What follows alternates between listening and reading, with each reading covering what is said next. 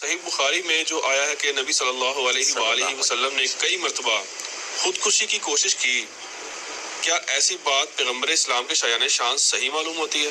کیا ایسی روایت بیان کرنا صراحتاً گستاخی نہیں ہے؟ واقعتاً یہ یعنی گستاخانہ چیز ہے۔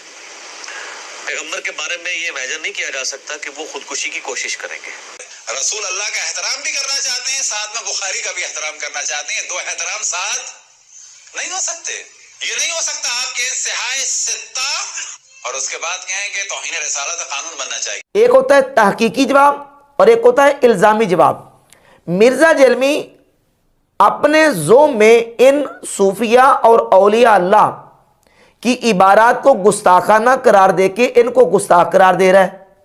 اب ہم سب سے پہلے یہ دیکھتے ہیں کہ مرزا جیلمی صرف انہی بزرگوں کو اور انہی کی عبارات کو گستاخانہ اور توہین آمیز کہتا ہے، یا کہ اور بھی کچھ کتابیں اور بھی کچھ عبارات ہیں جن کے بارے میں مرزا جیلمی نے گستاخی کا قول کیا ہوا ہے۔ تو ہم شروع سے بات کو چلاتے ہیں تاکہ درمیان میں ان صوفیہ کی اور بزرگوں کی بات آئے گی تو اس حوالے سے بھی جواب پیش کریں گے۔ سب سے پہلے ہم دیکھتے ہیں ان کتابوں کو جس طرح مرزا کہتا ہے کہ نہ میں وہابی نہ میں بابی، میں ہوں مسلم علمی کتابی۔ یہ کتابیں جو سامنے رکھی ہیں نا، ان کتابوں کے بارے میں کہتا ہے میں تو ان کتابوں کو ماننے والا ہوں، اور یہ کتابیں مرزا جیلمی نے اپنے ٹیبل پہ رکھی ہوتی ہیں۔ جن کتابوں کے اوپر مرزا جیلمی نے اعتراض کیا ہے، صوفیہ کی جن کتابوں پر اعتراض کیا ہے، وہ کتابیں عام طور پہ ہم نے ٹیبل پہ نہیں رکھی ہوتی۔ ہمارے ٹیبل کے اوپر وہ یعنی مقدم کتابیں نہیں ہیں، وہ تو تصوف کی کتابیں ہیں۔ سب سے پہلے قرآن ہے، اس کے بعد حدیث ہے، اور پھر فقہ ہے، اور اس کے بعد تصوف اور صوفیہ کی کتابیں آتی ہیں۔ ہم ان کو پہلا درجہ نہیں دیتے، جبکہ مرزا جیلمی نے جو کتابیں اپنے ٹیبل کے اوپر رکھی ہوئی ہیں، یہ وہ کتابیں ہیں جن کے بارے میں کہتا ہے میں ہوں مسلم علمی کتابی۔ اب ان کتابوں کے اندر ایسی روایات اور ایسے واقعات موجود ہیں جن کے بارے میں مرزا جیلمی خود بیان دے چکا ہے کہ یہ نبی علیہ الصلوۃ والسلام کی توہین ہے، حضور علیہ الصلوۃ والسلام کی گستاخی ہے۔ مثال کے طور پہ یہ صحیح بخاری ہے۔ اب صحیح بخاری، اسی صحیح بخاری کو اٹھائیں یا مرزا کے ٹیبل کے اوپر جو صحیح بخاری، اس صحیح بخاری کو اٹھا لیں، اس میں 6982 نمبر روایت نکالیں۔ اس روایت کا جو درمیان میں حصہ ہے اس میں یہ بات لکھی ہوئی ہے اس صحیح بخاری میں، اور مرزا کے ٹیبل کے اوپر جو پڑی ہوئی ہے 6982 نمبر روایت، اس میں یہ لکھا ہوا ہے کہ نبی پاک صلی اللہ علیہ وسلم کی ذات اقدس کے بارے میں کہ نبی علیہ الصلوۃ والسلام پر جب وحی کا سلسلہ موقوف ہوا تو آپ علیہ الصلوۃ والسلام نے اپنے آپ کو کئی مرتبہ پہاڑ سے گرانے کا ارادہ فرمایا، اور اس روایت کے اوپر مرزا جیلمی نے ایک پورا بیان اور کلپ اپلوڈ کیا ہے کہ نبی علیہ الصلوۃ والسلام نے خودکشی کرنے کا ارادہ کیا، اور پھر اس کے اوپر یہ پورا بیان دیا ہے کہ کیا نبی کریم علیہ الصلوۃ والسلام نے خودکشی کرنے کا ارادہ کیا، اور سوال کیا، اور کسی نے اور سوال کے جواب میں مرزا نے یہ کہا کہ یہ جو واقعہ کہ نبی علیہ الصلوۃ والسلام نے اپنے آپ کو بار بار پہاڑ سے گرانے کا ارادہ کیا اور خودکشی کا ارادہ کیا، یہ نبی علیہ الصلوۃ والسلام کی توہین ہے، یہ نبی علیہ السلام کی گستاخی ہے۔ اب سوال یہ پیدا ہوتا ہے کہ یہ جو توہین جس کو تم کہہ رہے ہو، جس کو گستاخی تم کہہ رہے ہو، یہ گستاخی اور توہین جو تمہارے بقول گستاخی اور توہین ہے، اور جس طرح تو نے اس کو ٹائٹل دیا ہے، سوال یہ پیدا ہوتا ہے یہ کہاں لکھا ہے؟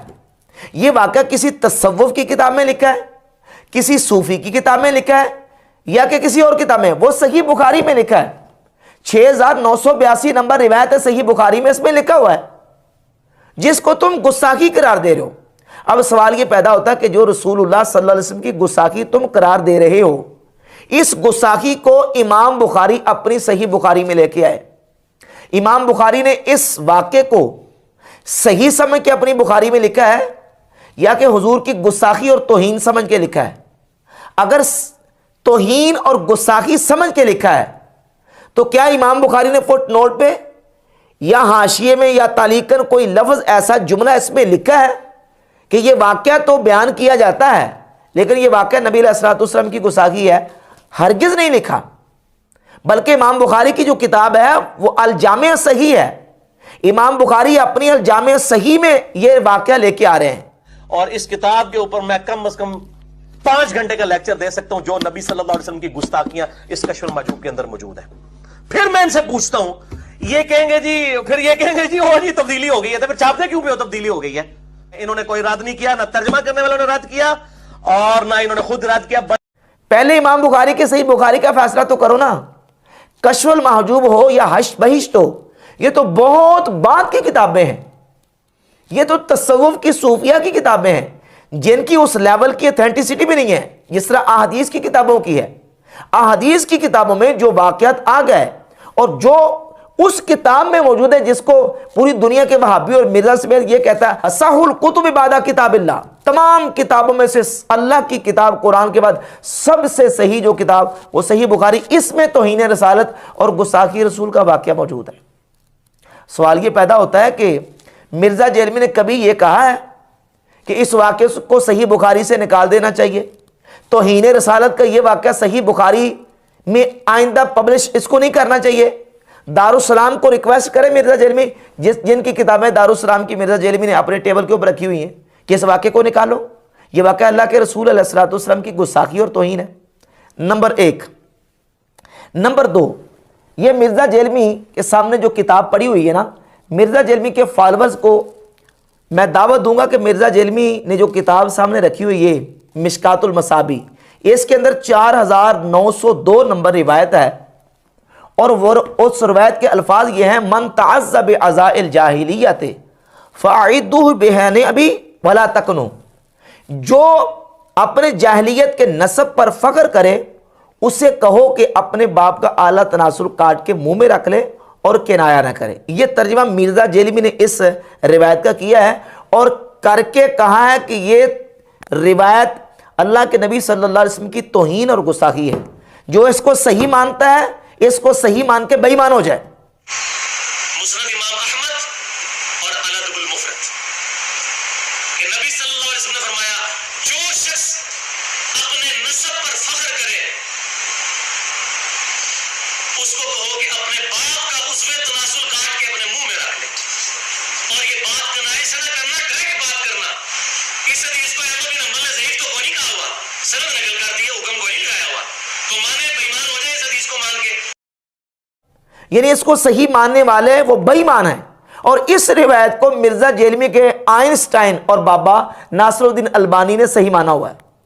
इस रिवायत को जो मिशकात में 4902 नंबर और इमाम बुखारी की किताब अल अदबुल मुफरद में 991 नंबर और मुस्नद अहमद इब्न हंबल में भी ये रिवायत मौजूद है और कई किताबों में इस रिवायत को मुहद्दिसीन ने अपनी किताबों में इमाम बुखारी, इमाम अहमद बिन हंबल और साहिब मिशकात में इसको जिक्र किया। इस रिवायत को, जिस रिवायत के बारे में मिर्जा जेलमी कहता है कि ये रसूलुल्लाह की तौहीन और गुस्ताखी है और जो इसको सही मानने का वो बेईमान हो जाएगा।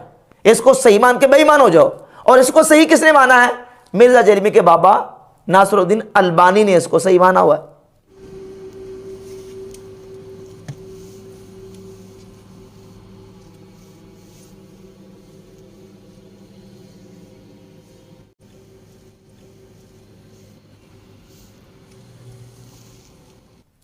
अब तसव्वुफ की किताबों पर एतराज़ तो करता है कि उनकी किताबों में तौहीन और गुस्ताखी है। भाई तसव्वुफ की किताबों की बारी तो बाद में आती है।